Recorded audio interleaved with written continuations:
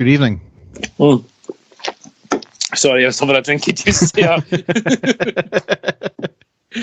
You caught me on the hop. What's happening? You alright? This is resultant... Oh, pardon me. By the time we... Oh, excuse you. Excuse me. And the stadium erupts in red, white and blue. You've never seen anything like it. Let's go.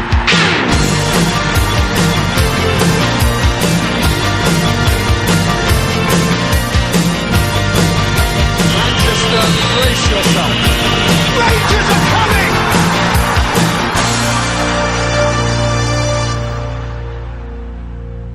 Hi everyone, and welcome to the next episode of the iReady podcast. As ever, I'm your host Derek, and with me is my co-host Dave. How are you doing, Dave? Derek, I am fan Dabby Dozy. How are you? I don't think I'm better than that, but I'm certainly very good. Put it this way, Derek, it has been a fantastic week, hasn't it? Fantastic 2 weeks when you think about it, because 22nd of September was the last episode, but 3 games to cover and they've all been crackers, haven't they? Yes, they certainly have absolute joys to watch, and I'm looking forward to going over the games with you. Yes, so as I said, 3 games to cover. We've obviously got the Europa League draw, no spoilers there at all, and a few other stories as well to go. So may as well kick on and we'll go down the tunnel and onto the pitch.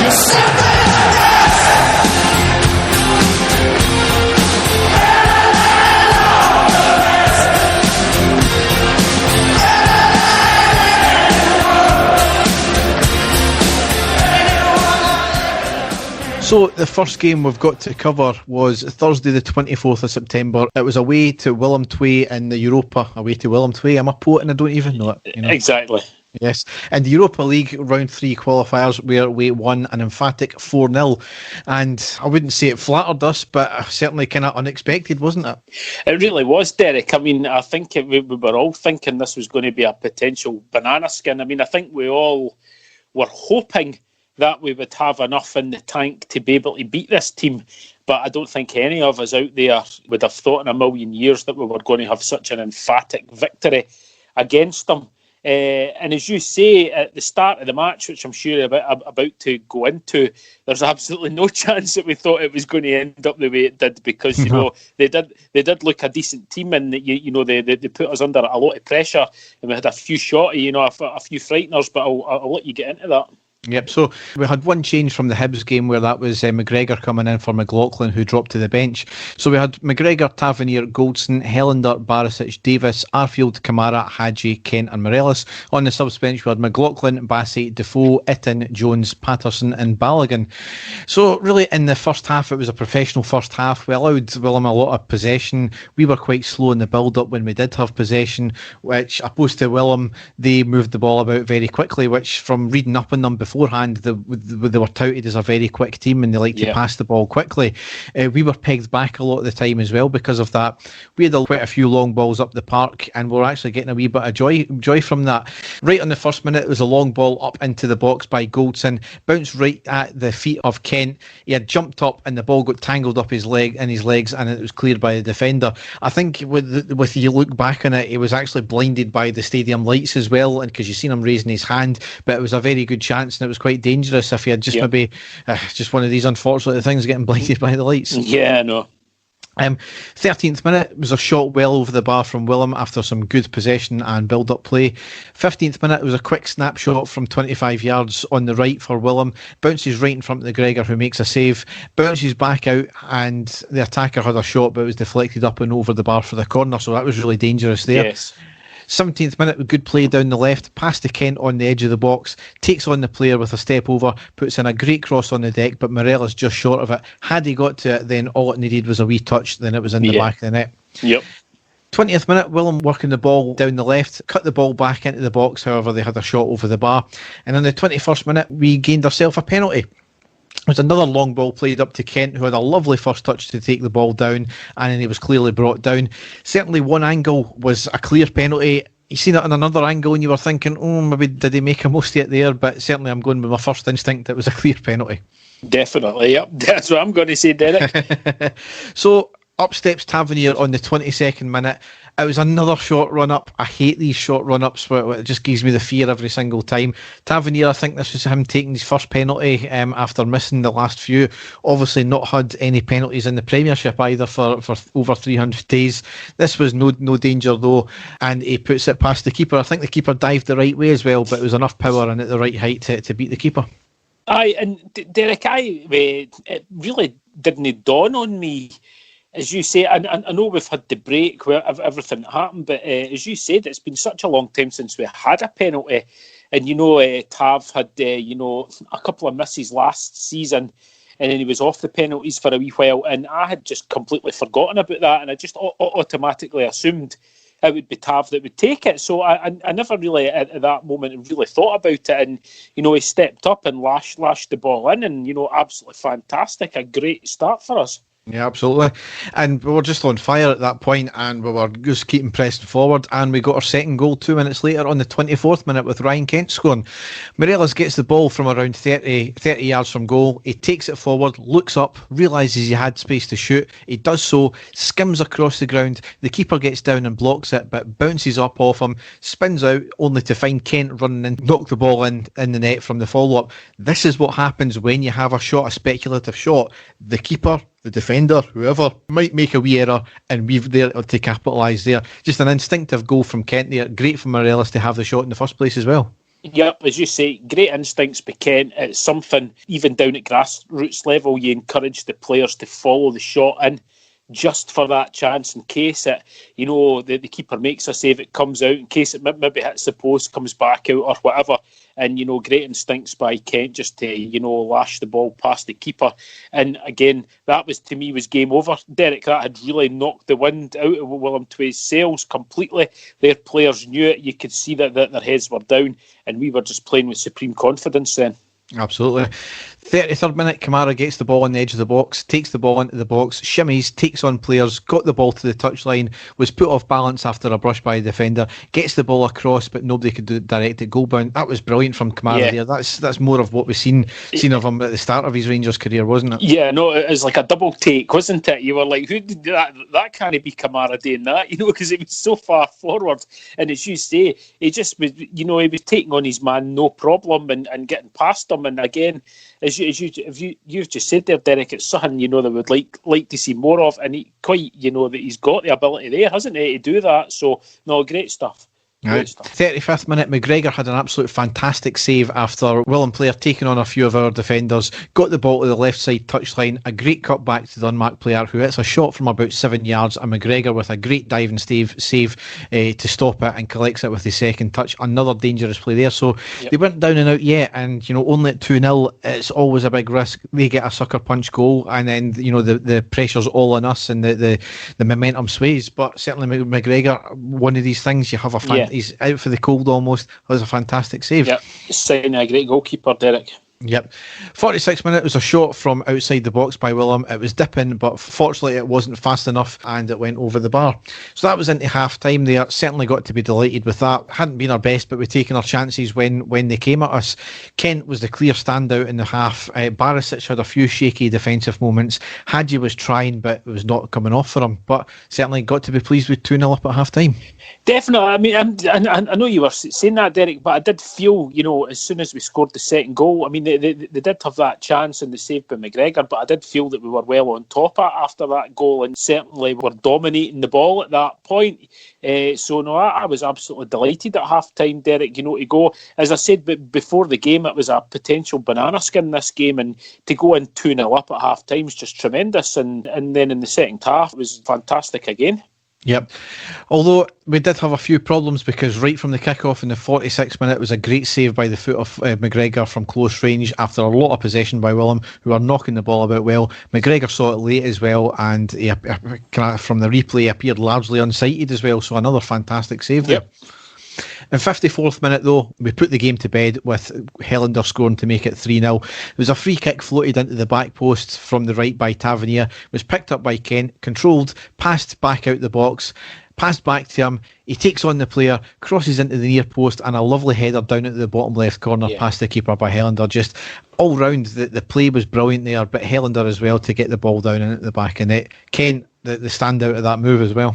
Yeah, no, absolutely brilliant, Derek, as you say, and then the final ball in as well, textbook stuff, great header down, and that was us, game finished. Great move, great goal. Yep. I think at this point it was just a case of, I think I said to you, my mates, just make a quadruple sub or 5 subs then out and get cotton wool wrapped around certain players because we're going to need them.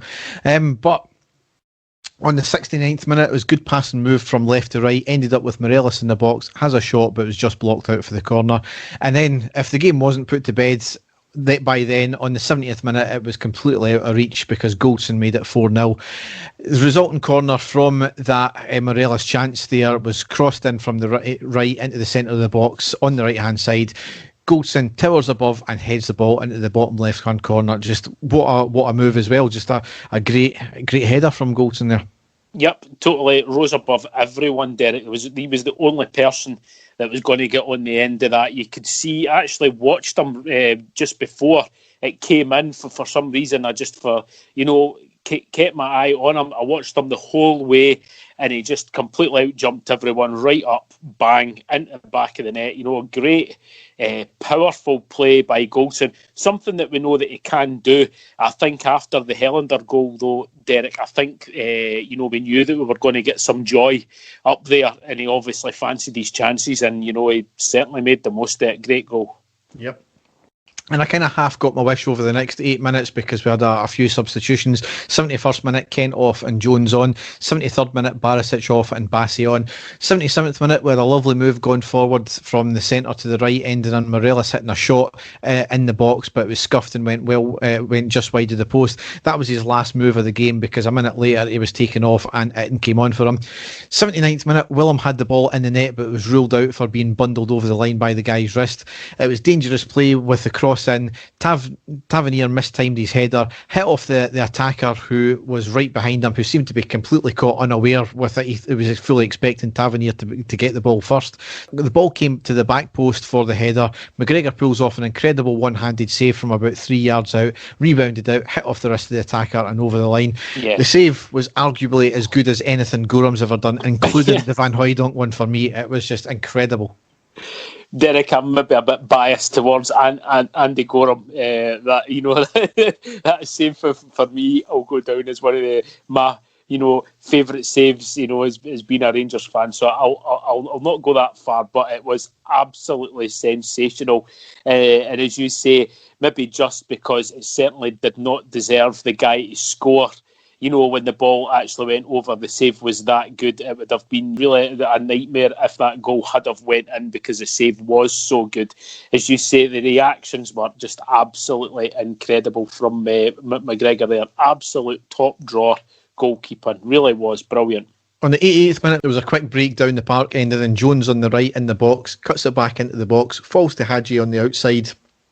However, he balloons it over the bar when he has a shot. And that was the last moment of the game, and we ran out 4-0 winners. We were fantastic. We taken our chances. Had they maybe been a wee bit more clinical up front, it might have been a different outcome. But certainly, the game's all about putting the ball in the back of the net, which we done very well that game. Yeah. And it was a joy to see. They were a good team. Let's not mistake that. No, it was, Derek. And, as you say, for us, it was just great, the fact that we were so clinical. I mean, how many times before have we played games and we've really criticised the players for not taking their chances and not being clinical, I should say. And they certainly did that. Absolutely, fantastic. I mean, an away result in Europe, Derek, to a team playing in the Dutch top flight, that's a tremendous victory for us. I think the team have been brimming with confidence ever since that. I was brimming after watching that game. Yes, so I mean, can't disagree at all. Just a fantastic result all round. Yeah. And to make it even better, we knew who we were facing in the playoffs of the qualifiers as well, which was Galatasaray, which we'll get onto shortly as well. Yep. But the games came thick and fast because the next game after that was Sunday the 27th of September. It was away to Motherwell in the Premiership and we ran out 5-1 winners. 2 changes from the Willem game with Bassey in for Barisic and Jones in for Hadji. Now that was an interesting one. Yep. They are certainly Barisic the last couple of games defensively he's not been great, and Bassey coming in obviously giving him a good start. Jones as well. I wouldn't say out from cold because he was certainly making his bench and coming on for the bench as he did in the last game, but to get a start, which was interesting, considering his Rangers career was reportedly over as well at the start of the season. Exactly. Derek, I think he actually played really well when he came off the bench against Willem II in the last game, and I don't know if that's what's maybe been playing on the manager's mind or not, the fact that he did play well when he came on. Certainly a guy that everybody has been backing. Everybody's been wanting him to get a chance, because when we did sign him from Kilmarnock, he was an already tried and tested player in the Premier League. We knew he was a good player. Playing on the wing, he was Kilmarnock's best player, or one of their best players. The fact that that we brought him in at the time, we thought that this was good. He was going to be featuring a lot more. And as you say, all the reports were there that his time was up and he was going to be getting sold on or let go or whatever. So and as you're about to get into, he had a fantastic game and a great addition to the squad. Yeah, he's certainly taken his chance when he got it in this game, because I think he was, he just tipped out from the man of the match position, I think. But anyway, we lined up McGregor, Tavernier, Bassey, Helander, Goldson, Davis, Kent, Kamara, Morelos, Jones and Arfield. On the subs bench we had McLaughlin, Edmondson, Hadji, Defoe, Itten, Patterson, Stewart, Balogun and Barisic. So really from where it was an excellent first half, right from minute one we looked as if it was never going to be in doubt from us. In complete control, pretty much all the possession, knocking the ball about well, playing some really skillful stuff, defending well on the rare occasion we were called into action as well. Only criticism, which I'll get into, was that before we scored our second goal, we were trying to get the perfect angle before we taking the shot, and too often we quickly broke up the park and then we slowed right down when we got to the final third and eventually played it back to the halfway line, which again allowed Motherwell time to regroup, but we ended up running away 5-1 winners, so we done something right. But anyway, on the first minute it was a free kick from the right by Tavernier, perfect height for Morelos to head it, was going into the bottom left corner, but the keeper makes a fantastic save just to put out for the corner. And then in the 10th minute there was a penalty given to us after the ball played into the Motherwell box from Bassey. The amazingly named Bevis Mugabe controlled it with his hand. No complaints from the Motherwell players as well. We'll get into the penalty claims later on after the game. Derek, don't cheapen our podcast by mentioning that twat's name, please. Don't. I know you're going to, but oh god, we need to cover him. But anyway. God. Anyway, a second penalty for Tavernier and we put ourselves 1-0 up on the 11th minute. Another shot run up, but it was in off the left post and then the keeper had dived the right way, but again it was hit with enough power and enough accuracy that didn't matter. He wasn't going to save that, Derek, as you say. It was the accuracy more than anything else for me that I was really impressed with. So, great start. Yep. Claim for a penalty for Motherwell after we had slight contact with their attacker in the box. Certainly not enough to give a penalty. It was very slight, and obviously the referee duly seen it as well. The referee was Bobby Madden in this game, so the less said about that, the better. However, we put the game effectively to bed on the 27th minute with Jones scoring and an absolute cracker of a goal. Oh, what a goal, yep. Morelos to Arfield at the halfway line on the right with some lovely link-up play, a lovely through ball down the right to Jones by Arfield, who takes the ball, runs directly towards goal, keeps going, cuts inside, hits a shot which hits off the left post and in the back of the net. Just a lovely direct play from Jones. This is the type of play that he was bought for. We knew how direct he can play and that's the result of it. Fantastic. Yeah, absolutely brilliant, Derek. He's a different winger from Ryan Kent. Ryan Kent is full of, he is fast, Kent. He's full of trickery, Kent, isn't he, on the ball? Whereas Jones, I think, is your more direct winger.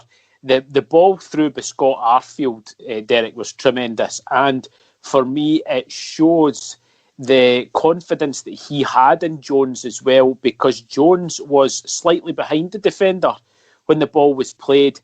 and he just completely outran him, sprinted past him. The defender couldn't keep up. But the control, his first touch to take the ball into the box, and then, as you say, his second touch to cut back, onto his left foot, and then, the curled pass shot into the bottom corner. Supreme accuracy, fantastic control, and just a tremendous goal by Jordan Jones. And we were all, every Rangers fan out there absolutely going daft because, as I say, there's been so many people wanting to see him play because, they knew what he could do. And it was tremendous, Derek. Great move all round and a fantastic goal for him. And, his confidence from then must have been, absolutely sky high from there on. And Rangers really dominant, Derek. Absolute joy to see. Yep, absolutely. 35th minute, lovely from Morelos at the corner area on the right hand side, beats two men, gets the ball to Davis, who had some lovely link up play, gets the ball across, falls to the back post to Kent, who squares it to Arfield. He switches feet, has a shot, was deflected out for the corner. Resulting corner in from the right and hits off the upper arm of the defender, and another penalty given for handball. Yep. And once again, in the 36th minute, up steps Tavernier. He blasted it in the bottom right corner, sent the keeper the wrong way. No complaints at all. Brilliant goal. Yep. Great goal, Derek, and clear penalty as well. No complaints by anybody. And as you say, lashed away with supreme confidence by Tavernier. Great stuff. And what a lead to have at that point, Derek. Let's be honest. We, as Rangers fans, we're always waiting on the slip up, aren't we? And we're always worried about the games. And for us to be in that position at that time was just tremendous. It really was brilliant. Yep. Motherwell's always a difficult place to go, and maybe the fans play a part of that as well with the hostility, and obviously never had that issue there. Motherwell have not been great this season, but they were just off the back of cuffing, was it Aberdeen the week before as well? Mm-hmm. Yeah. So, it was always going to be a difficult game, but they were powder puff, and they obviously were playing in Europe on the Thursday as well, so we're used to that kind of Thursday, Sunday. They weren't, so maybe that played a big part in how woeful Motherwell were in this game.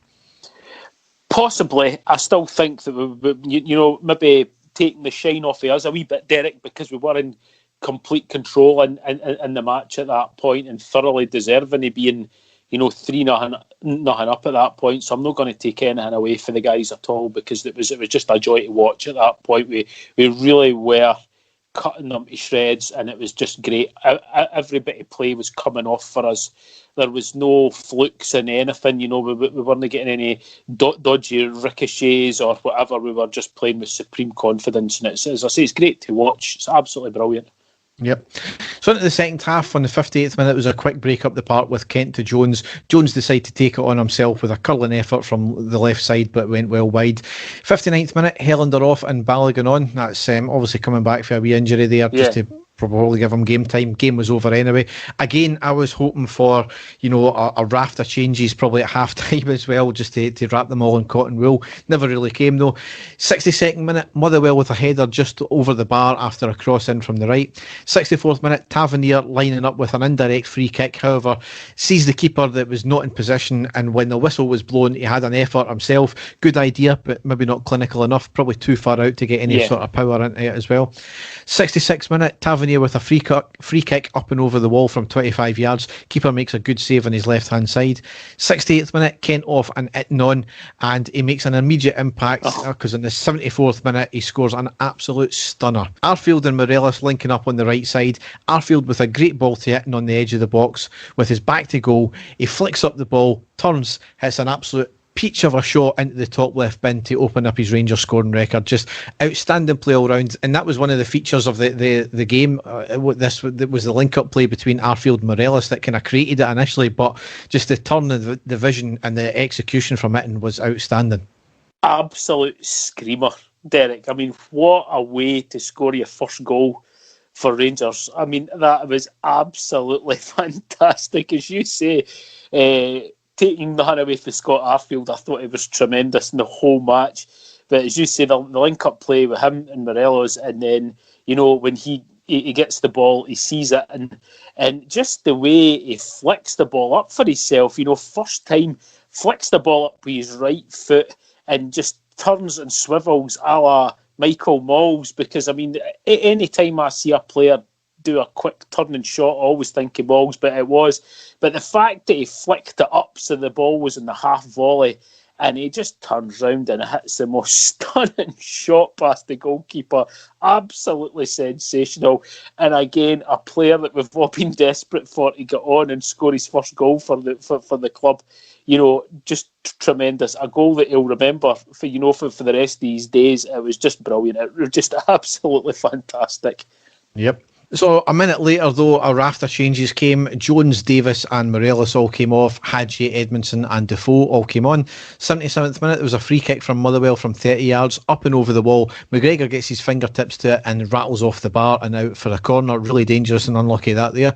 Yeah. 79th minute, though, we completely wrapped the game up and Itten gets his second of the game and we went 5-0. There was a corner in from Tavernier from the right to the near post. The ball comes in between the defender and Hadji, hits off Hadji's back and Itten blasts the ball into the net from 6 yards with the follow-up. Again, that was another kind of instinctive striker's goal, that one there. Just a bit of a nonsense, and he managed to get the loose ball there. Brilliant. Yep, it was. Poacher's goal, Derek. That was a sort of Chris Boyd-esque type finish, wasn't it? He just there or thereabouts, always sort of sniffing about in the box. Manages to get the shot that came back off the Rangers player and into the back of the net. Again, just excellent for him. And at that point, I don't know if it was yourself or maybe you and I had text to say plenty of time for the hat trick, and the reply I got was who, for Tav or for Itten, because I forgot that Tav had scored the 2 goals as well. So no, just brilliant, Derek, and that scoreline at that point, just tremendous. We'd never have thought again after a European night that we would go away to Motherwell and the score to be so comfortable at that stage. It's really, really good.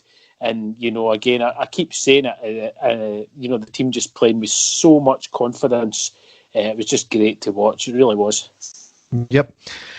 However, we blotted our copybook on the 86th minute and Edmondson scored on OG. There was a corner in from the right, flicks off the head of the attacker and off the face of Edmondson, who never knew anything about it at all, and into the back of the net.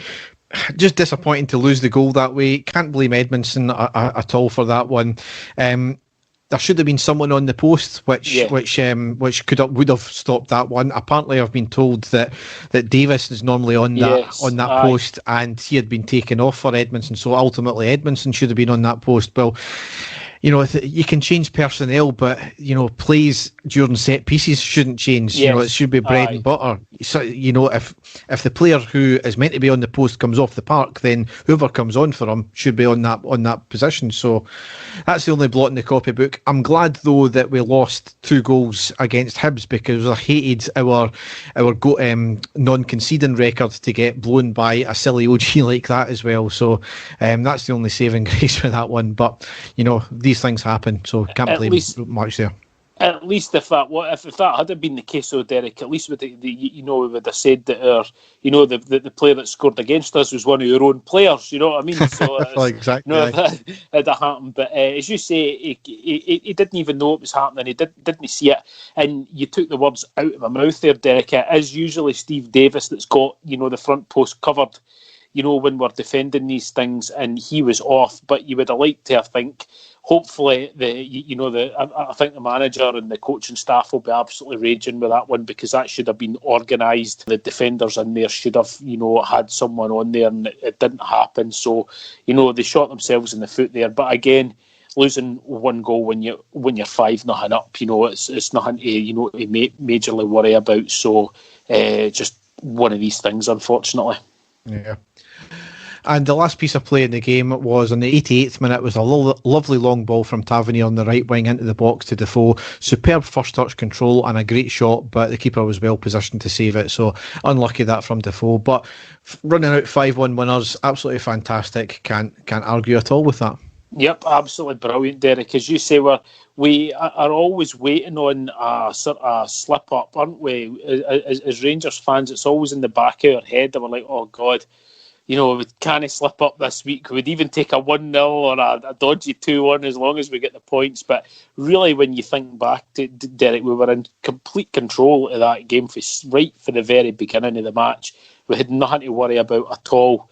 And, it's just, I keep saying at this moment in time, it's great to watch. Everybody's firing on all cylinders. And when you think of the players that we've got out as well, still to come back, it's a great sign. And especially the attacking options that we've got, Derek. I mean, I know that Roof's out and injured at the moment, but when you've got, Morelos, Itten and Defoe all up there, and then we're bringing back players like Jones as well. It's it's great to have that depth in the squad just now. And if we're at full strength as well, if we will be at full strength, it's great to know that we've got players that can really come on and make a huge difference. Absolutely. So I know you don't want to sully our podcast with this guy's name. Don't do it, man. Don't do it.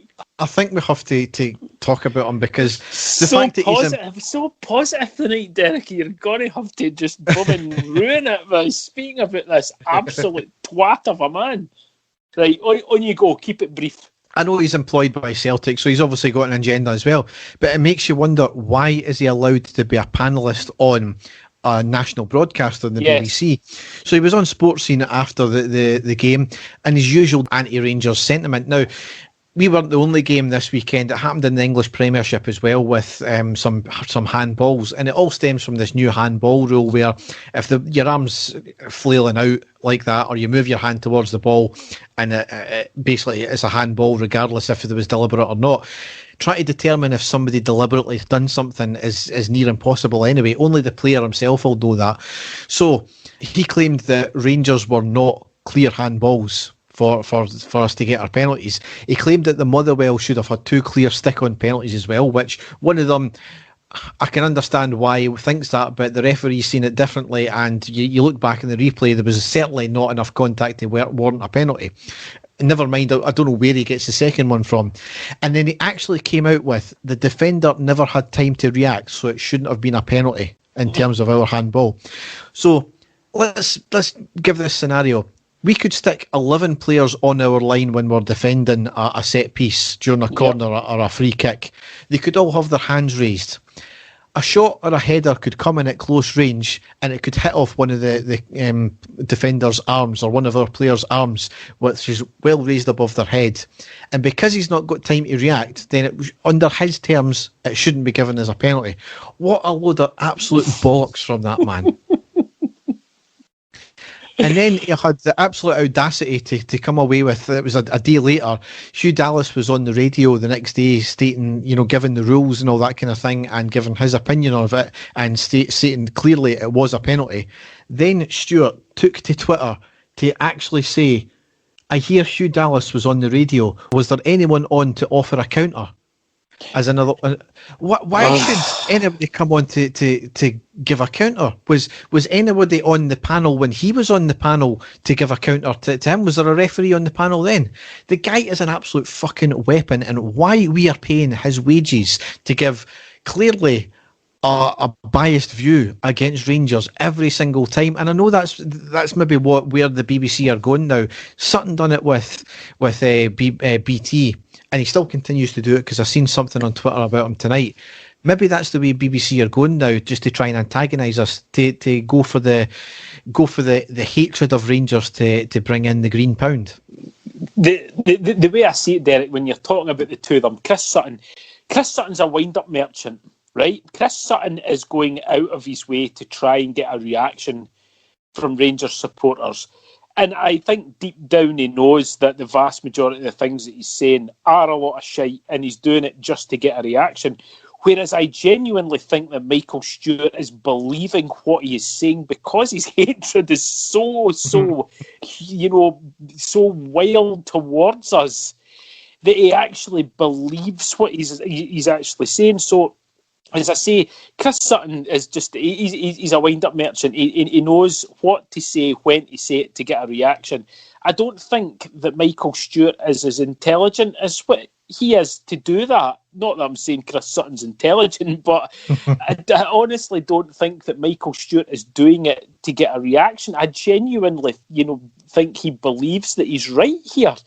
And he's so, I'll not say green-coloured spectacles, but his non-blue tinted spectacles show every single week. He just does not want to give us praise for anything whatsoever. It actually goes as far as saying that he's up there on level with your likes of Andy Walker. You know, you can just tell when Rangers are playing well or doing something. Andy Walker is loathed, you know, to say anything for us. But at least you can say with Andy Walker, well, we know where his allegiances truly lie. You know, he's an ex-Celtic player. You know, of course he's not going to like Rangers. But with Michael Stewart, you're like, oh my God, where is this all coming from?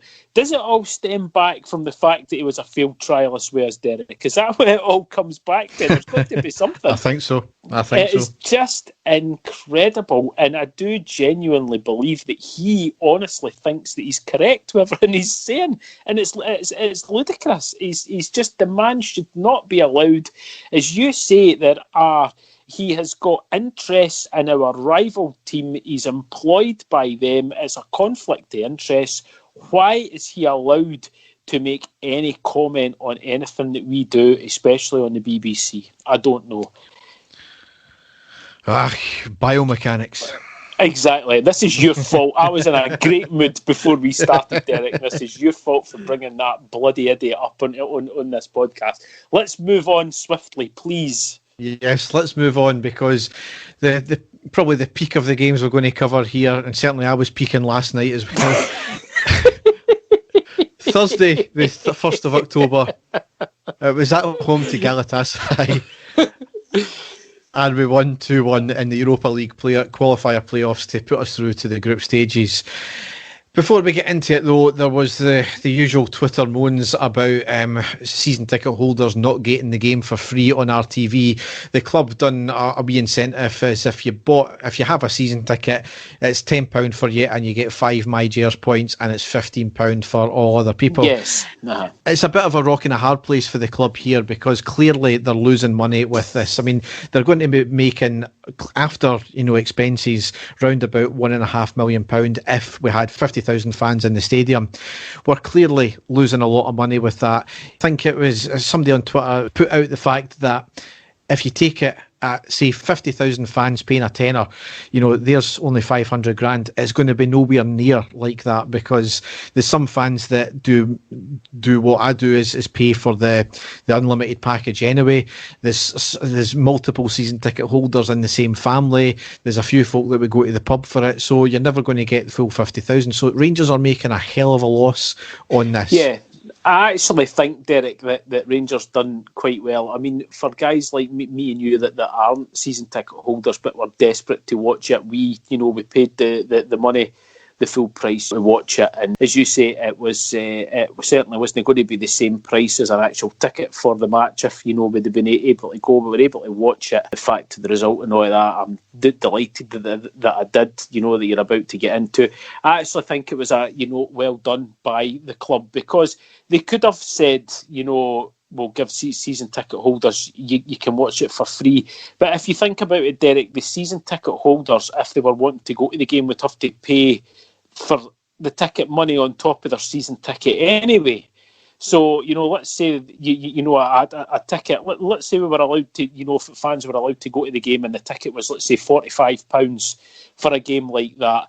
Season ticket holders would have had to have paid that for £45 regardless on top of their season ticket anyway, because their season ticket is only for, league games. So I think that they did. It was a good thing, that they did it at a cut price for them.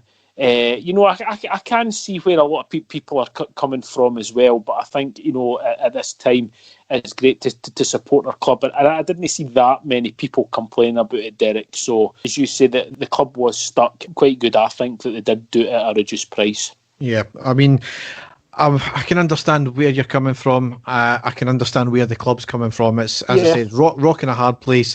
Yep. At the same time, when you want this midfielder in, this striker in, this defender in, you can't moan at the same time as not putting money into the club when they ask you to. I know there's been a lot of expenses. At the same time, it was your choice. You kind of knew what you were signing up for when the fact that there was probably going to be no games this season in stadiums, which is going to be highly likely now. But you know, commendable that you still paid it, absolutely. But at the same time, everybody knew what they were paying for ultimately. So, and a big thanks to all the Celtic fans that would subscribe to it as well, Derek, to sit and watch it. Thanks very much. Right enough, we might have made our money back. Actually, the money that So we lined up with 2 changes from the Motherwell game. It was really just a straight swap back again with Barisic and Hadji in for Bassey and Jones. On the subs bench were McLaughlin, Bassey, Defoe, Itten, Jones, Balogun and Jack. Now, we knew this was going to be a tough game, but I don't think we really needed to worry much, to be honest. It was an interesting first half, a lot of cat and mouse from both teams. We started off at a very high tempo, we were pushing up, and Galatasaray looked taken quite aback from it. We dropped the pace around the 15th minute mark, which allowed Galatasaray a lot more possession, a lot more time in the ball, but they were lacklustre up front, as we were, mind you. Barisic, again, a wee bit suspect in defending on occasion. Goldson gave the ball away a couple of times in midfield. Morelos completely off the boil, taking the wrong option a number of times. But anyway, in the 3rd minute, there's a quick break up the park with a great ball from Kent to Hadji, who plays a ball into the box for the on-run in Morelos, but the keeper was alert and they came out to it and managed to put the ball out for the corner.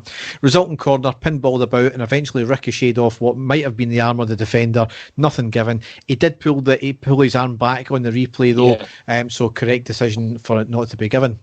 10th minute, corner in from the left, Goldson at the back post with his head, certainly on target, unsure if the keeper was getting to it, but the defender managed to flick it over the bar with his head anyway. 26th minute, good link-up play with Morelos and Hadji going forward. Morelos had 2 chances to take the shot, but he tried to pass it back to Hadji and the defender got the tackle in. Wrong option from Morelos there. 31st minute, corner in from Galatasaray, not cleared. It came back to Galatasaray, who in the box tried to cross it in, came off the arm of Davis, but nothing given. Again, correct decision given as his arm was into his body there. So, as I said in the post-match, there was no VAR because it was only the qualifiers. 2 arguably contentious decisions, and clearly when you see it in the replay, it wasn't given quite correctly. It just goes to show you, as I said again in the Willem game, that this is what happens when you get good referees. And he let the game go on as well, Derek. He quite clear that he had a good view of both incidents there, wasn't it? I mean, I know we would have been shouting, with the Galatasaray one, we would all have been shouting in hope more than anything else for a penalty. But as you say, he had a clear view of both incidents, let the play go on. I can't complain about the referee all in the first half, Derek. He was very good. The game flowed very well. And as you say, at that point, Derek, I was quite content because even although Galatasaray were coming back into the game slightly by that point, we were still handling anything that they had. I thought our 3 in midfield were excellent at that point. They really were. They were, they weren't wasteful at all in the ball, and they really did look in control. And when playing a team of that quality, it's just great. The confidence, as I said, for the last few games has just been brilliant, and it showed in this game as well. Even when we did, because the first 15 minutes, like you say, we really went for them. And exactly just like what you said, I would have said the same thing. They looked in a bit of a shock. It's just a shame that we didn't, score in the first 15 minutes because we really went for it. But even when they came back in, we still looked solid, Derek, didn't we? And we were still, as I say, especially in midfield. I think Scott Arfield's just been tremendous now. He really has. Stand out again. I don't think he wasted one ball at all. When he just looks like a completely rejuvenated player. And, at that stage, Derek, I was still quite confident. I was still feeling, really confident that we're going to get something from the game. Yeah, finishing off the first half there on the 32nd minute, corner in from the left, knocked away by Galatasaray, but only to Kamara outside the box, who was a half volley, but went well wide. 35th minute, great long ball up by Goldson to Kent, who chased it well. It was just outside the box with no support, so he held it up, tried to make space, but his shot was blocked. Came out to Morelos, who switched it onto his right foot, and the defender managed to knock it away again. Again, wrong decision by Morelos. So at the end of the first half, got to be fairly content with that. Still a big 45 minutes to come. We were certainly, I wouldn't say we were in control, but we were, certainly Galatasaray weren't showing very much either. So, I genuinely thought at half time, Derek, I was really quite pleased because I did think our midfield were definitely the better than their midfield at that point. I didn't think we were. I know that we weren't sort of bombarding them with shots and things like that, but I was still really confident for the second half because we were, playing, really well against a top team. So, I was feeling really confident. Yep. So into the second half, 45th minute, down the left with Kent, beats his man, good cross into the middle of the box to find Morelos, who heads it towards the right side. It was a relatively comfortable save for the keeper. It was a chance on target at least. Morelos in that position normally does a lot better. It was maybe a wee bit too far out to get some proper power on it, so we'll maybe let him away with that one. But anyway, 6 minutes later though, we scored our first goal, and what a beauty it was from Scott Arfield. A lovely move with Tavernier in the middle of the park, near to the centre circle, plays a lovely ball to Hadji on the edge of the box in the centre, who has one touch to control, a second touch into the box to the unrunning Arfield, who collects it, controls it, and then calmly slots it past the keeper. Clinical and incisive, that's what we wanted, and we got it. Brilliant goal. Yeah, great goal, and again for Arfield, reminiscent slightly of the goal that he scored against Celtic at Ibrox, wasn't it? The way that he continued his run through. And this is what we want to see from Hadji, Derek, isn't it? This is what we know that the guy can do. His awareness of where his teammates are and the weight of the pass through, the final ball through. That is what Hadji can do for us. He's not doing it often enough. I get that, but in these big games, for that one instinctive pass from him through, and as you say, Arfield, who is he's been my favourite player recently. I think he's been tremendous. His confidence must be sky high as well. He just went through and with the outside his boot, just sort of slots it under the goalkeeper. Supreme control. And just a fantastic goal, Derek, wasn't it? And it was it came at the right time for us because we were really building at that stage, to score. It was the best time for us to score at the start of the second half. Just great stuff. Absolutely delighted. And, again, the confidence brimming for the team, wasn't it? It was just brilliant to watch. I'm not going to make that joke again. I know. On the 57th minute, it was a good move by Galatasaray down the right, gets the cross in, but Goldson with a perfectly timed tackle to knock it out from the corner. In the 58th minute, though, if you thought the first goal was fantastic, this was probably nearly as good a goal as we scored against Borussia Dortmund all those years ago. It was just an outstanding all-round team goal, and Tavernier, the architect and ultimately the finisher, because he made it 2-0 on the 58th minute. I've watched it back several times now, and it was from the keeper to, I think it was Goldson, to Tavernier on the right hand side, pretty much near our box. He started it. It ended in, he basically played it up into the middle. Morelos dummied it, got to Kent on the left-hand side. He played it up to Barisic. Barisic near the corner flag, puts in a lofty cross in. I think it might have taken a deflection. I've seen a video today where he actually turned his face away because he thought it was a duff cross. It looked as if it was a duff cross, but it goes right to the back post to Tavernier, who heads it in past the keeper. The defender never even knew Tavernier was there. As I said in the post-match pod, we've seen it time and time again when Gaza played with us. He just used to ghost into the box completely unnoticed from a starting position of way back in our half.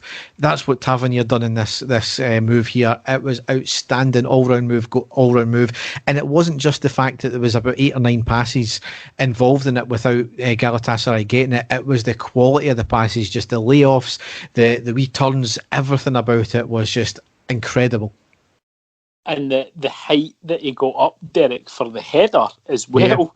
Yeah. He towered above the defender and the goalkeeper. He bullet the head. I couldn't believe it. Me and my son were sitting watching it, and the two of us kind of looked at each other as if to say, surely that's no in. And it was just the height that he got up.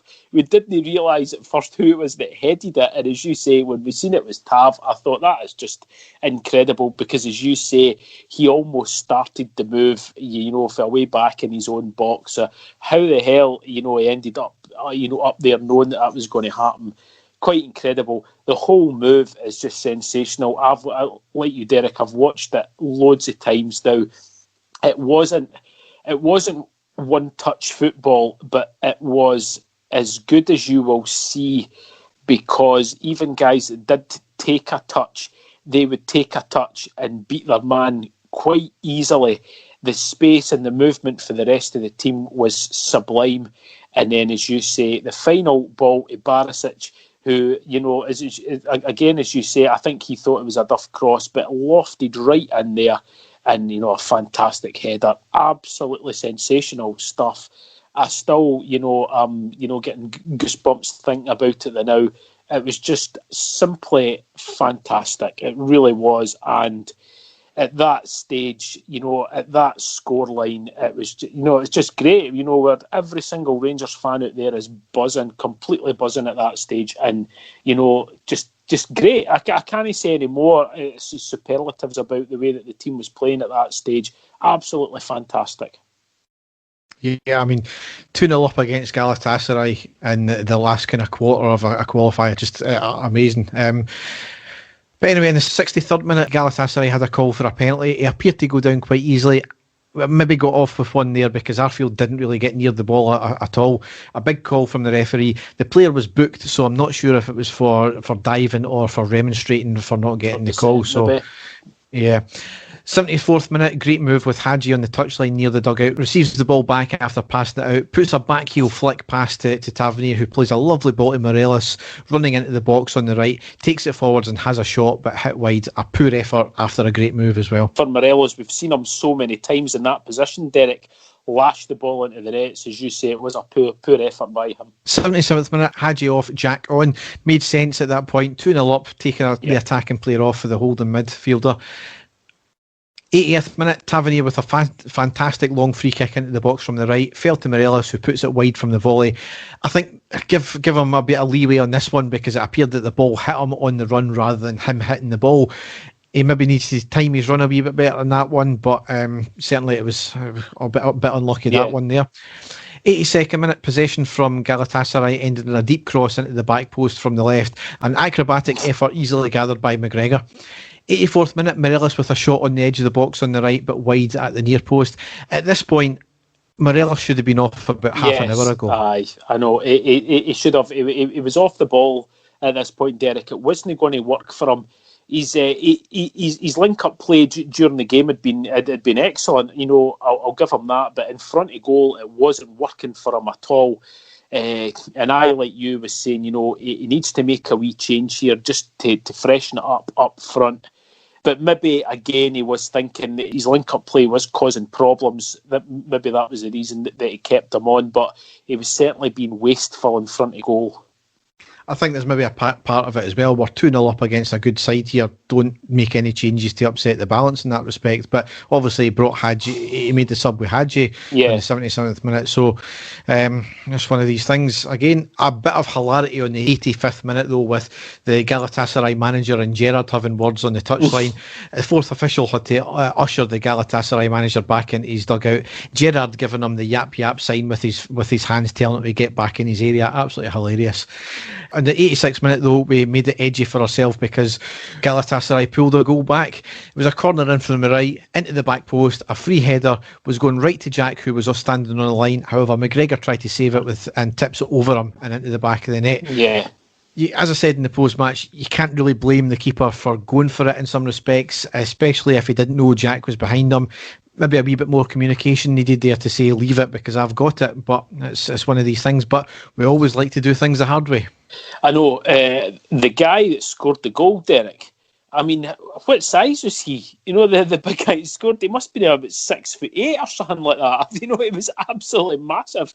Apparently, this guy was a top goal scorer in Turkish football last season, but this season it's not really worked out for him. But he certainly was some size of a guy, some unit in there. So caused, I thought when he was going to come on was going to cause a lot of problems. Thankfully, that was his one chance that it scored, and we were unlucky that we didn't clear it. So as you say, goalkeeper quite rightly went for it. Jack, really unlucky, because I think he might have, cleared it if McGregor hadn't have touched it. It was just one of these things, unfortunate at that point, but I was still feeling quite confident at that point, Derek. I really was, because the defence, I think, had actually played very, very well up until that point, so I thought it was going to have to take something either very lucky or spectacular for them to score another one against us. So, as you say, slightly edgy at that point, but we're still feeling quite confident. Yep, and they really offered nothing else after that. Morelos came off on the 87th minute for Itten, just a straight swap there, and we rounded out the game 2-1 winners. Just absolutely incredible for the fact that that's now the third time in a row we've went through the qualifiers. Obviously, one less qualifying round this year because of what we done last year. Obviously, one game rather than a two-legged affair, which brings its own problems as well. As I said in the post-match, you set out for a game plan over the two legs. Yes. Away goals come into it as well. So it was a cup final every single one of these games, and we played them all fantastically. Galatasaray, as much as they're maybe not as big a team and as good a team as they were in the past, especially when we played them about 20 odd years ago, they're still a massive scalp. Take nothing away from our exploits last night. We were fantastic, and to do, I mean, the list of names that we've slain over in Europe over the last 3 years is just outstanding. So we looked forward to the draw today. So we got Benfica, Standard Liège and Lech Poznan. So Benfica, Portuguese team, finished second in their league last year. They were in the group stage of the Champions League last year, finished third, and they were in the last 32 of the Europa League. Standard Liège of Belgium finished fifth in their league last year, and they were in the group stages of the Europa League. And Lech Poznan, Polish team, finished second in their league last year, and they weren't in Europe as well. So Steven Gerrard's already came out and said that he would be expecting to qualify from the group. So certainly, a tough game against Benfica. They're all going to be tough games. They are. Yep. Mm-hmm. But the teams are going to fear us, and that's the big thing. The scalps we've put out, the way we play in Europe, teams will fear us absolutely. Derek, it could have been the way that I was looking at it. I was looking at the teams that we could have got, and out of the top pot, Benfica were a team that I thought to myself, considering we've beaten Porto and Braga for the same league, I thought we would have a good chance against this team, if they were the top seeds in there. I'm not going to kid myself and say that they're going to be easy games. They're not. There are still, a quality team. I don't know a lot about the other two teams, I'll be perfectly honest with you. I know in Poland we've seen what Legia Warsaw have done recently, in the last few seasons, a very, very good team. So Lech Poznan will be a strong team for us to play. So the Belgian team as well. Belgian football is, a really, really strong league as well. But it could have been a hell of a lot worse, Derek. And I think we all are feeling quite confident that we will be able to, go through on this. We certainly, give ourselves more than a good chance of going through here. So I'm looking forward to it. That last night was just tremendous. It really has lifted everyone. Rangers are playing fantastically well just now. It should have been 2-0, to be honest with you. We should actually have won the game more because we created a lot of chances. A lot of people had us getting beat last night, but we've proved a lot of people wrong. And again, our record in Europe under Steven Gerrard is just absolutely fantastic, isn't it? Really, absolutely tremendous. I mean, just looking at some of the teams there, I mean, Midtjylland are in the Champions League. I mean, we cuffed them 2 years ago. Yep. Young Boys of Bern were actually in the seeded second. They were a pot above us. And what have they fucking done compared with us in the last 2 years? So this is where, the teams that we could have faced are certainly, no any better than us for a lot of them. And no. So it's certainly doable. When we play the way we play, like last night, it's certainly doable. So we'll just need to wait and see. I'm just glad we're there. It's basically worth to us in monetary terms a minimum of about £7 million. That's if we get 0 points. I think they've upped the money for getting wins and draws as well. So certainly we have a good run. It's at least worth 10 million. So this is the difference between getting in extra players and players of a better quality. So But in the league, though, in the table, we've played 9, won 7, drawn 2, lost 0, scored 22, conceded 3, goal difference plus 19, and are on 23 points. We're top of the league, 1 ahead of Celtic, who've got a game in hand, 6 ahead of Hibs, and we're 8 ahead of Aberdeen, who've got 2 games in hand, but there is a couple of games played tonight, so that will be different by the time we get this podcast out. Yeah. Games to come. We've obviously got the next game Sunday the 4th of October. That's at home to Ross County. That's a 3 o'clock kickoff, I believe. Then we've got the stupid international break for a couple of weeks. Next game, though, is Saturday the 17th of October away to Celtic in the Premiership. That's a 12:30 kickoff. Saturday the 24th of October at home to Livingston in the Premiership. That's a 1500 kickoff. And then Saturday the 31st of October away to Kilmarnock in the Premiership. That's a 1500 kickoff. I'm not too sure when we actually play our European games. Do you know, Dave?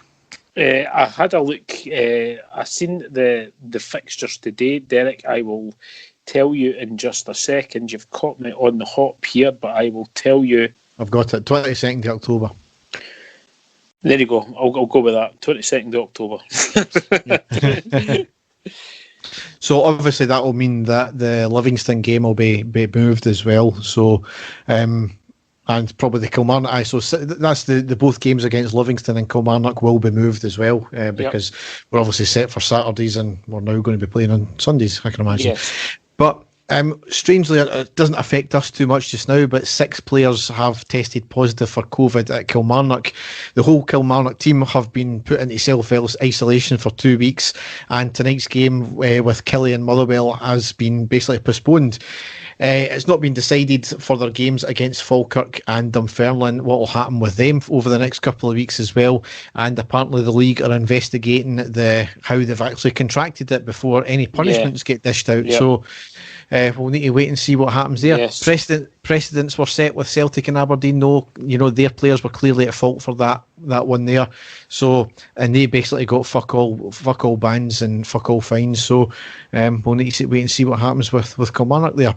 And another bit of news tonight, it doesn't affect us at all, but it's just in where Scottish football's going, is that the Challenge Cup has been cancelled for this year as well, where the lower league teams have all decided, if you can't get fans in the stadium, there's no point in having it. So, lessens the burden on the amount of games they have to play. Yeah.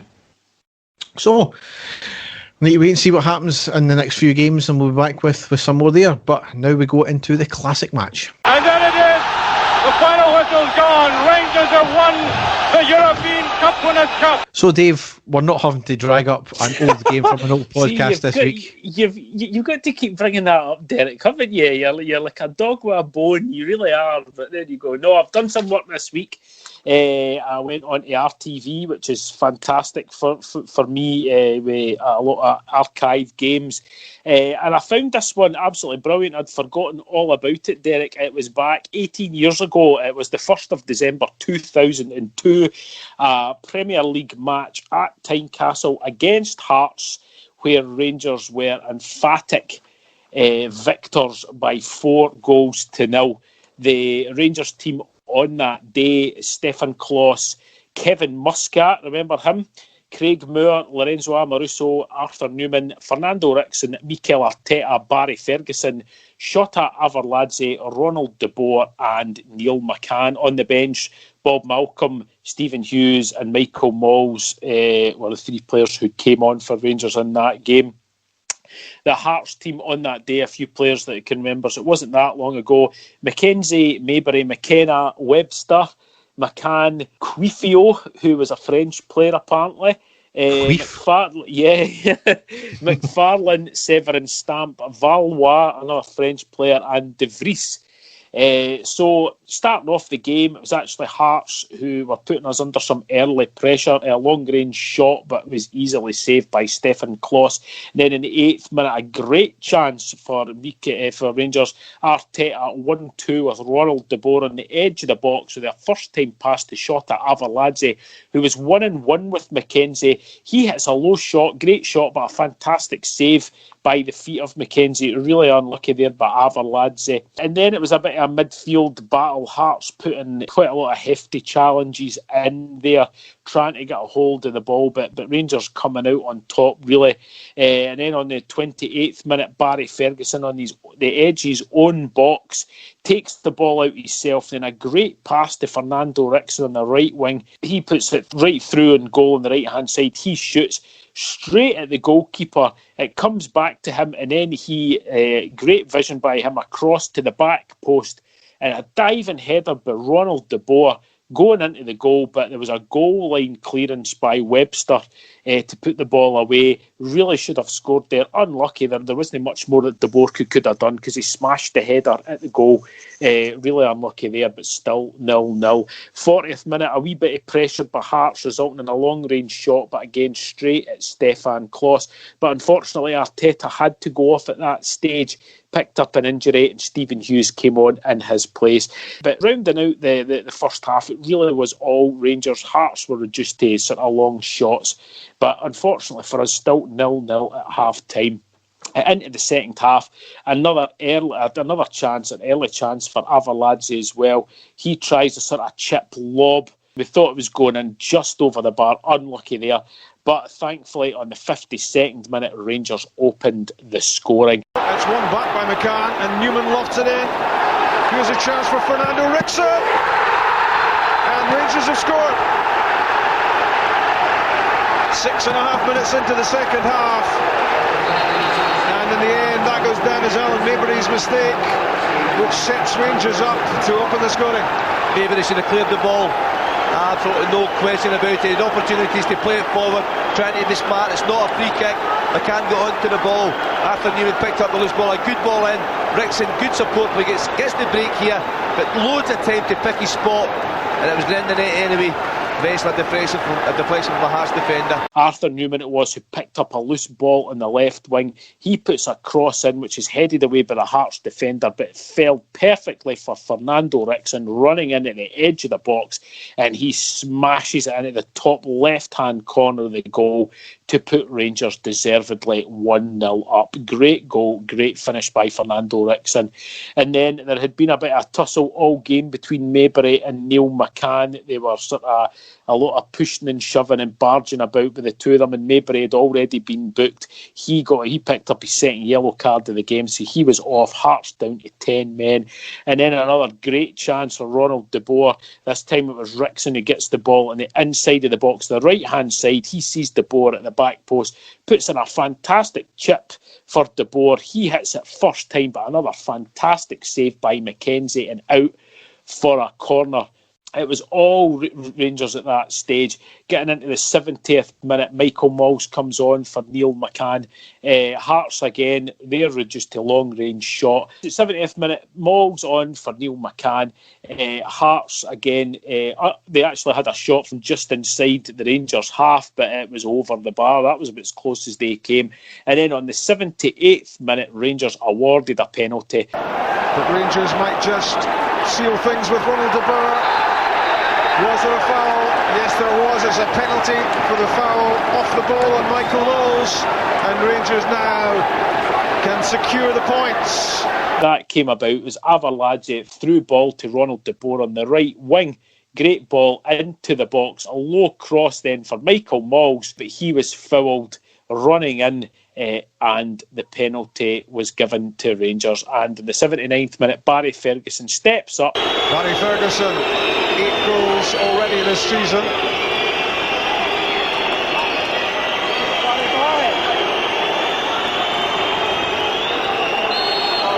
Will the skipper secure the points? Yes, he will. Goal number 9 of the season, his 7th successful penalty kick. 2-0 Rangers, and surely now no way back for Hearts. Fires it low and at the left hand past the goalkeeper to make it 2-0 to Rangers. So really that was it. We wrapped the game up at that stage, only 10 minutes left, but we only had to wait 2 minutes for us to get our third goal. Shot to Avaladze to the byline. Great ball in for Fernando Rickson. 2 for Rickson, 3 for Rangers.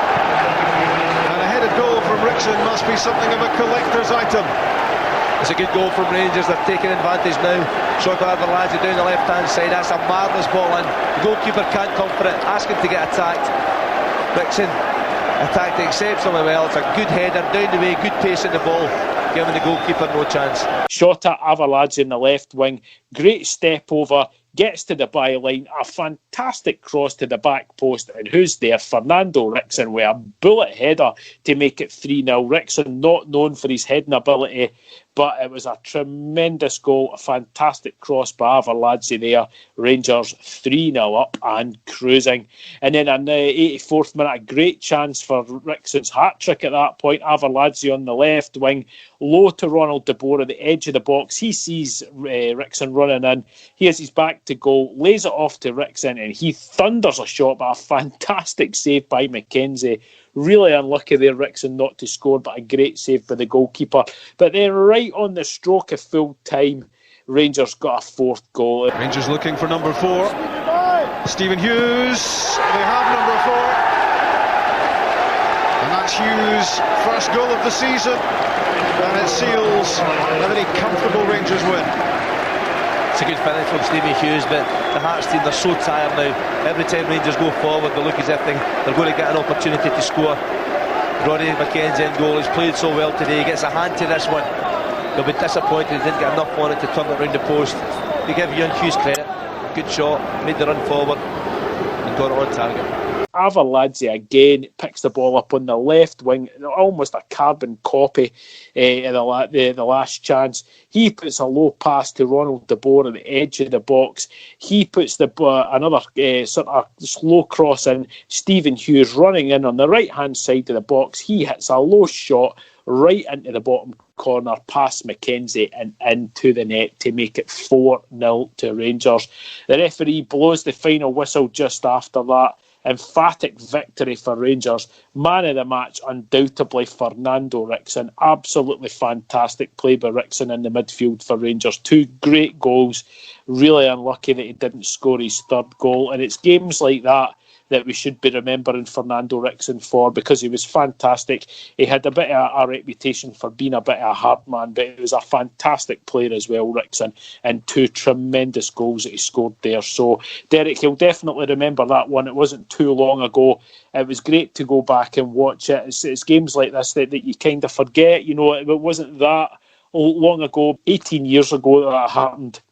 Had some fantastic players to watch there.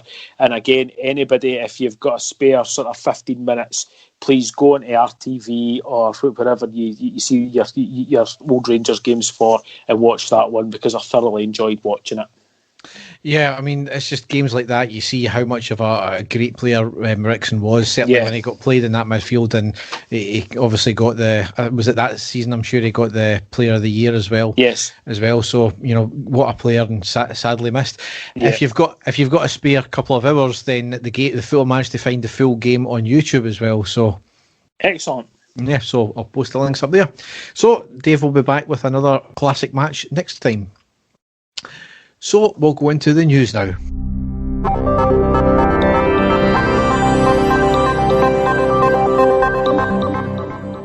So quite a few bits and pieces to cover as usual. It always is. always like kind of research this before we go and do the pod, and I think, we've not got actually a lot of news, and when I dial down into it, there's actually normally tons. So the day before the Willem game, Gerrard was hit with a notice of complaint over his comments for the Dundee United game about the Morelos tackle. 12 days after the game. Yes. 12 days. Needless to say, once again, it was just before a big important game we were to play as well. So, and again, Derek, what did he really say? Really, what did he say that merited anything like that? Well, this is the words here, because he was very careful in what he said in his interview to RTV as well, not to the mainstream media. Exactly. And he was careful not to say too much. However, he did say, I'd be very interested to see what the decision would have been from the officials had the shoe been on the other foot and Alfredo had made the tackle. Yes. That's the exact same comments that every single manager has made without punishment. Yep, exactly. And Derek, every single Rangers supporter, to a man, woman and child that watched that game, said exactly the same thing. as well. So there wasn't anything controversial in what he said there. He never said anything out of line at all. Even the Rangers haters out there would surely have probably said the same thing as well. Because we certainly said it. I know we did. So absolute farcical again. And it just shows you that somebody's got nothing better to do than to be sitting, listening, trying to pick up the slightest wee thing to throw at our club and our manager again. Pathetic stuff, Derek. But this is the thing: is he went out of his way to say that he wasn't there to say that Edwards should have got a red card at all. Exactly. Yes. It's ultimately been classed as a breach of Rule 72, which is about implying impartiality or something like that. Rangers stated that they were being used and will fight it all the way, and they've given the manager the full backing. The hearing has been set not a couple of days before the Old Firm game, I think, as well. So if he's found guilty, he's going to be not on the touchline for that. You couldn't make this shit up. You really couldn't. No, you really couldn't. And Derek, it would not surprise me in the slightest if, he was found guilty. Really, it shows you how an utter farce the powers that be that run our football, that really are. It's absolutely shocking. The man never said anything out of hand whatsoever. It's quite disgusting, actually. I'm so annoyed. This is what's even... The two things that are even more worrying about it is the fact that the referee never seen it, no foul was given. Yet we're getting picked up for what manager said afterwards. A player left the fucking field of play injured, had to be stretchered off with a big gash in his leg. And yet we get bloody cited for what a manager said after the game. And the second, probably more concerning thing about this as well, the game in Scotland is fucked. We don't have any money. No club has money at this point just now. Rangers and Celtic aside, obviously. Rangers are now going to have to spend money, as are the SFA, hiring lawyers and going to court to fight this. Lawyers aren't cheap. The SFA and the SPFL, or whoever the fuck brought this, they're both in cahoots as far as I'm concerned, brought this. They're going to need to spend money on lawyers when they don't have money themselves. That's money that could be going to help out clubs to pay for COVID tests, etc. Exactly, yes, I mean, the lower echelons of Scottish football, Derek, the clubs out with Rangers and Celtic are, on their knees at this stage. And as you say, anything at all, that would go to help these clubs. But as you say, no, they're going to be fighting their battles in court and spending a shitload of money on that. So it's just a farce. For what it was, Derek, it is an absolute farce. Yeah. Next thing, it kind of links in here, as a usually sane journalist, Ewan Murray, suggested that the Old Firm should help other clubs out during this crisis. Is he for real? Clubs are a business. If they're not viable, they're not viable. And yes, it'll be sad if normal people lose their jobs over this and the history of clubs goes because they go to the wall. But the Old Firm are the reason why Scottish football has any sort of exposure and any sort of a TV deal to begin with. Rangers and Celtic in Europe get a payment, which some of that does get filtered down, because remember, we benefited from Celtic being in Europe as well, where we got partial payment. So other clubs in Scotland benefit from Rangers and Celtic being there. Rangers done more than their fair share during our run through the leagues, and somebody touted back, well, we were just going to support our team. Yeah, we were going to support our team in vast numbers, which gave clubs, some of them admitted, it basically bankrolled them for about 3 or 4 years. Yep, well, aye, it did, Derek. So. And what was the old saying as well, Derek? I would rather that our club went to the wall than let Rangers back in. Do you remember that as well? Exactly. So, fuck them. That's what I say completely. No. And people like Murray and fans of these clubs and chairmen of these clubs seem to forget that Rangers proposed a deal for us and Celtic Colts to be introduced into the lower leagues, and fees would be paid on an annual basis for us to do so, which would be getting paid to the league and then obviously to the clubs. However, that was knocked back due to self-interest reasons. These clubs, chairmen and fans also forget Rangers spearheaded calls for there to be investigations into the governance of our game, but due to, once again, self-interest, they knocked that back. Again, it calls into question the £400,000 per year Neil Doncaster gets.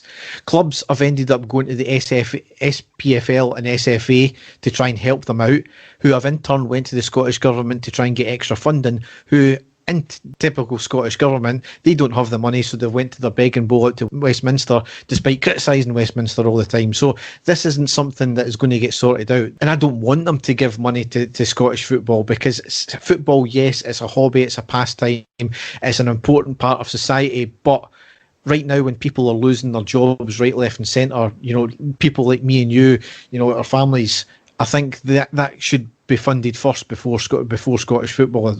That's my personal opinion on that one. But it's a story for another day, isn't it?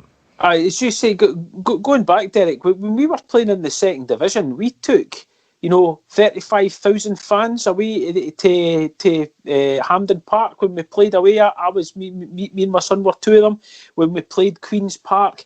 We paid premium prices for that. I mean, we, as you quite rightly said, we bankrolled these teams in the lower leagues for all the seasons that we were in there. We were in the Blooming Championship for 2 seasons, and these clubs fed off of the Blue Pound majorly. So no, they don't deserve anything at all. We have bankrolled the lower leagues well in the last 10 years as Rangers supporters.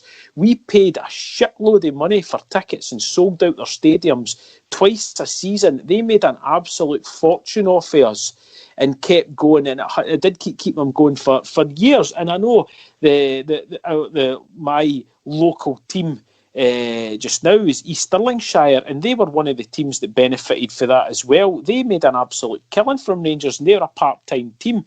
So we've done our bit, Derek. We have done our bit for the smaller clubs out there. So no, sod the rest of them. They were all ready to put the boot into us when it was our time we need. So no, they get absolutely nothing for me, I'm afraid. So we'll need to wait and see what kind of transpires with that. But as you said, fuck them. Anyway, on to more happier times. David Resnick, aka at Stadiums for Ants on Twitter, has been in the media, and his Twitter completely blew up. He's got over 10,000 likes on his feed now after making a mini Ibrox. It is absolutely stunning. Incredible. What work he does there. He's got it all lit up. Everybody's probably seen it now, so I don't need to say. I think he's running a competition for somebody to get it as well, and he's running a wee competition to get wee tiny replica SPFL trophies he's made as well, which was fantastic. So certainly, if you look at his other stuff, not just Ibrox, it's absolutely stunning. I think he's an Ajax fan normally. He's done Old Trafford as well. He's done a lot of baseball stadiums. What he does is absolutely fantastic. And it's incredible. I'm actually looking at his page just now. It's at Stadium for Ants, and you should really go and check it out. Some of his work's absolutely stunning, and what he's done for Ibrox and the surrounding, Derek, it's not even just the stadium, it's the surroundings as well. It's incredible. It's like looking at Google Earth, isn't it? And he's just it's absolutely fantastic. And he's put the lights and the floodlights of the stadium and everything. So it really does look spectacular. Absolutely incredible. If you get the chance, you should really go and see it. It's quite spectacular. I did have to laugh though, because he put the Sports Direct kind of banners up on the top, on the tier of the club deck. A lot of people got onto him, so he had to change that one there. So No, it's quite spectacular. I'm looking at it now. So really, she's get on and follow the guy if you're a fan. If you like sort of stadiums and things like that, and looking at it, the work he's done and the attention to detail is quite spectacular. It really is. Next story here is friend of the pod, Graham Clark, and his events and entertainment company 5 Stars have been appointed by Rangers as our official Rangers Legends event supplier. They've also released a range of gin as well, linked to players Alberts, Amoruso, Duran and Newman. So I doubt Graham will be coming back on the pod then, will he?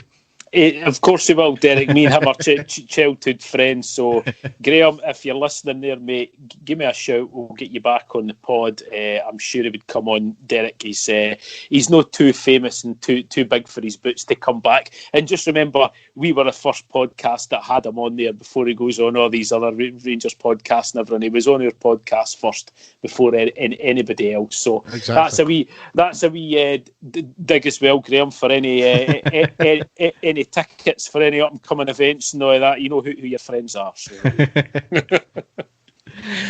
So after much delayed, and I don't think they initially thought they were going to do this, but Castore have apparently tonight released infant kits. I'm quite disgusted at it, to be honest. £50 for infant kits. So you do get the socks and the shorts as well, but that's just an extortion. Considering how quickly kids grow out their clothes, it's an absolute joke paying £50 for that. You don't need to make them the same quality of material at all. You know, even if it was £30 for the full kit, that would have been a bit more reasonable. But a lot of fans have paid a lot of money just now for a lot of stuff. And for something that your kid is only going to get 6 months, maybe a year, if they're a slow grower out of, it's just not on. It is, Derek. It's a lot of money, right? The one thing that I will say, and I agree with you completely, it's a lot of money. For myself, I still have my son's first ever Rangers strip, and it was the strip that we wore for the UEFA Cup final, and I've still got it, and I was lucky enough to get all of that squad to sign it, so that will be something that I will always keep for him. So I think that if it's, you know, your child's first kit, a lot of people will go out and buy it just for the fact that that's what it is. It's a hell of a lot of money, as you said though, Derek, but at the end of the day, people will go out and buy it. They will. I mean, they're no stupid, Castore. They know that they will go out. But I do agree with you, Derek. A lot of money. They could have made it, you know, at least, you know, sort of £30, which is still a lot of money for an infant strip. But it would have been a lot more affordable. So, you know, I'm disappointed that it is there, but a lot of people will buy it because, like me at the time, it'll have been their child's first ever strip, and it's something that you do keep for sentimental value. And I was lucky enough, like I said, to get mine signed, but it is a bit much, isn't it? Yeah. Next story, due to COVID restrictions, plans to get fans back in the stadium have obviously been put back. This has resulted in calls from certain sections of a certain club to get the Old Firm game be pushed back until the fans are in the stadium. They're desperate for fans in there, Derek. Desperate is what they are. And they'll try anything they can for it to be changed. I don't know what. I don't know what's going to happen. Have you got anything else on that? I have no trouble. It's not going to get changed, I don't think, now at this point, unless there's a nationwide complete lockdown and they stop all sport, which I can't see what's that happening now. But with the whole Kelly situation arising there, you know, all it takes is a couple more teams for that to happen, and then, you know, all hell breaks loose. So we'll just need to wait and see.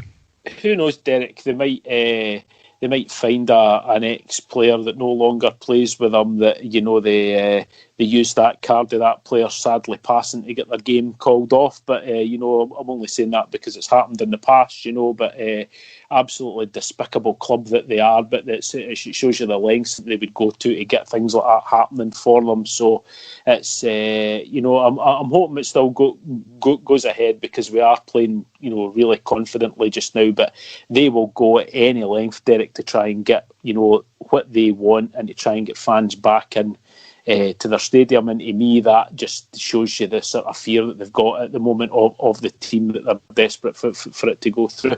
A few transfer news here is Lewis Mayo, Josh McPake and James Maxwell all heading out on a season-long loans to Championship clubs. Mayo's going to Dunfermline, McPake's going to Morton, and Maxwell is going to Queen of the South. So good luck to them there. Yes. It's what the academy should be doing, is if they're not going to get first-team places with us, then get them farmed out to proper sides to get some good game experience. Yep, definitely. And good luck to them all. Yep. Another academy prospect and brother of our player Dapo Mabudi, Diri, I think it's how it's pronounced. Diri Mabudi has joined Man City. So, see, when teams like Man City in the top echelons of England or other clubs come calling, you can't really have many arguments about them leaving, can you? No, it's obviously a huge opportunity for him. Really disappointing for us, right enough, because the boy's obviously a real talent. So, again, we'll just have, it's another one that's sadly got away there. Thankfully, we managed to keep the vast majority of our top talent, Derek. So here's hoping that there's no any more, you know, that we're going to miss out on. Yep. A bit of a strange one here is the chase. A question was asked on the game show The Chase. I know, I've seen it. Seen it when it came on, and as soon I'll let you get into it, but as soon as it came up, I thought to myself, complete Timplosion, and that was correct. This is absolutely hilarious. On you go, Derek, please. So the question that was asked was, which Scottish football team was triple relegated in 2012? Now, obvious, the answer is ourselves. It sent the Moonhowlers into overdrive, tweeting abuse to the actual chaser who was on at the time, and even writing to ITV to get them to check the correct their facts. And Bradley Walsh being called a Rangers sympathiser as well, which is just absolutely tremendous. And I think it was the chaser was Jenny, the Vixen Ryan, and I think she's completely fed up with Celtic supporters because she put a wee tweet out saying that she didn't want to hear any more about it, and she was just constantly. She even got a Celtic supporter. Did you see the one that she got? And it was a guy saying that she looked and sounded very well, or she had to speak up or speak more clearly or something like that. And she took great offence to that and got into a big sort of debate with this one guy, and then right at the very end he had to put the bit in that they need to get the facts sorted for that question that they had about Rangers right at the end of it. So he really wasn't interested in getting in a confab with at all. He wanted just to try and get some sort of dialogue where so that he could bring that up at the end, and he got his arse felt for it as well, which was absolutely hilarious. Again, as soon as it happened, Derek, I knew that they were going to go mental. I burst out laughing as soon as I saw it happening on there. I thought, they are going to go mental. And again, they didn't fail. They really didn't fail to let us down there, did they? It was just hilarious. Brilliant. So our last few stories here to round it off is Shota Arveladze had tested positive for COVID. That was on the 23rd of September there. So hopefully he's over the worst of it now, and hopefully it's a quick recovery and no lasting effects. Definitely, yes. Andy Halliday has signed with Hearts. Now, that was been long rumoured, that one. It's a 2-year deal, I think. He was a free agent after leaving us at the end of the season. So a great bit of business for Hearts, certainly, on a free deal, and I'm sure he'll do well. Derek, I work with quite a lot of Hearts supporters just due to where I work, the location that I work in Scotland. I work with a lot of Hearts fans, and they are absolutely delighted by this. They think that this is, a phenomenal signing for them.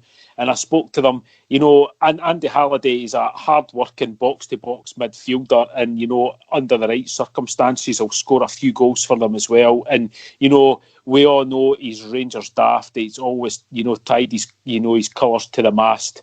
That'll never change. He always came in, gave 100% for us. We can't say anything bad about the guy at all. And, we hope it all works out for him, and we wish him all the best. Yeah, as long as they fully understand he's one of the people. No, I think they do, Derek. I think they know that. Our first black signing, Walter Tull, has been honoured by the Royal Mail with a black and gold postbox on Byres Road in Glasgow. Fantastic. As part of Black History Month. Yes. It was a picture on it, along with some information about him. He was born in 1888, of all years as well, and he had agreed to sign with us while he was still in officer training in 1917 for the army. And he had agreed to play with us when he came back from army duty. However, he was sadly killed in action in France in March in 1918, which was only about 7 months before the war ended as well. So fantastic bit of recognition, that one there. It is, absolutely brilliant. It's great, another great part of your history as well, Derek. So, tremendous. And back in those days, that really was a huge, deal. Nothing like it, it is now, but back in those days, it really was. And for him to be, commended like that is just excellent. And as I say, another great part of your history. It really is. Yep. Bit of a couple of strange ones here relating to the same man. Gaza has signed up for the Italian version of Strictly Come Dancing. Oh my God, right, okay, I didn't know that. Yeah. So he's been play practicing as well. Obviously, he speaks Italian as well, so he'll get fine, I'm sure, there.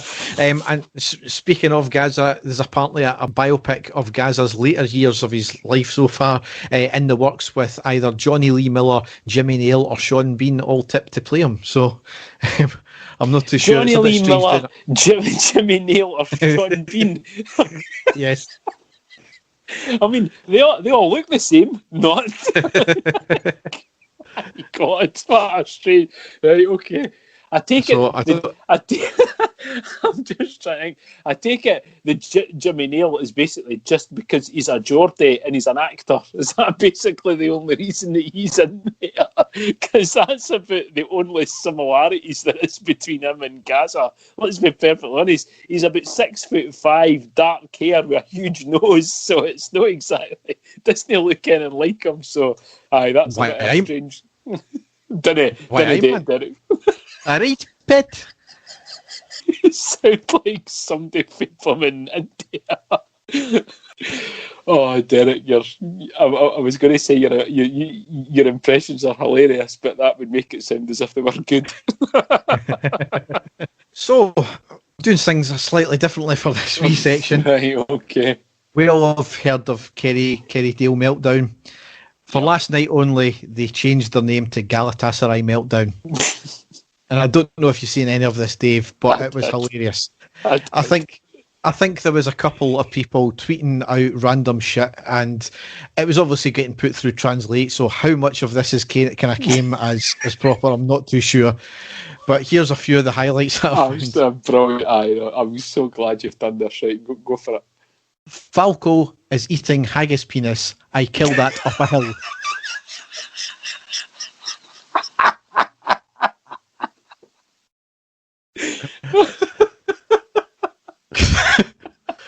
Fat man Gaza, you lose weight and come see my mum and she'll shove dildo in you asshole. What's that going to do with Gaza? I don't know.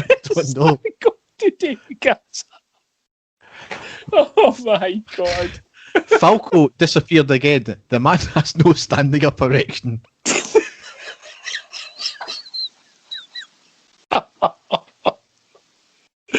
Oh God, right. Kerryfield pretends Celtic now. Turkey, we fuck in ass. I want to fuck a Scot Ranger in the ass and fuck Celtic want an ass. I could be really, really inappropriate here, but I'm going to you should just move on. The hometown of Turkey, the Galatasaray from Turkey fucked. Falco is not a blown Drogba. Diagnose should now play 11. Galatasaray does not have a Schneider who can shag Arfield.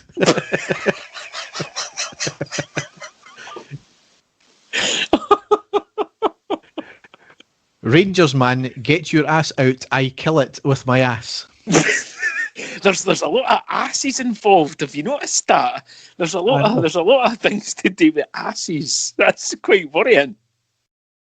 Gerard, I come suck your cock off, you bum ass face. Oh my God, they're obsessed. They're obsessed. Falco, you fucking bum from Queen. You go home and sex with Turan. Fuck you. Rangers have sex with whistle fuck UEFA. Go to shit hell ass Celtic. It's sort of do with sex and ass. That's the sort of common theme here. I fuck you in the ass, Haggis. Oh my God. To round it off here, Rangers, you mum ugly and I fuck you dad in ass and I like it. Aye. As I say, there's one common theme there, all of those insults, but I've got to say, hats off to the guys at Kerrydale Meltdown for doing that last night. Absolutely hilarious. Really was good. The tension, to be fair, the interaction, some of the stuff that I've read on Twitter this week between Rangers fans and Galatasaray fans has been quite incredible. So, on that eventful note, if you want to check our stuff out, you can go to our website, which is ireadypodcast.wordpress.com, and you can find a lot of our stuff that we do there. Still not all, because I've not really had a chance to get it updated. Having to deal with children and housework and all that kind of thing. Modern day men, that's what it is. Exactly, yeah. I can see you with your feather duster, don't you, Derek? So I'll be back with a post-match pod on Sunday after the Ross County game. It won't be till later on. I've got a family thing to deal with first after that, after the game, but I'll come out later on. So Dave and I will be back, probably not next week, but maybe the week after, depending on the way things fall with games and stuff. But all I can say is thanks for listening and goodbye. Yeah, here's hoping we get another fantastic result on Sunday. So look forward to it. Take care, folks. We'll speak to you soon. Bye. And the stadium erupts in red, white and blue. You've never seen anything like it. Let's go.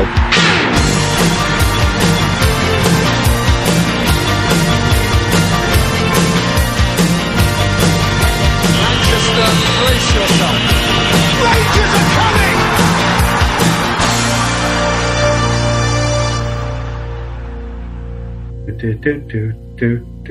Sevco's gonna get pumped. We'll see the Celts in the group stage. We've got Falco on your cure. Oh no, it's 1-0 to Rangers.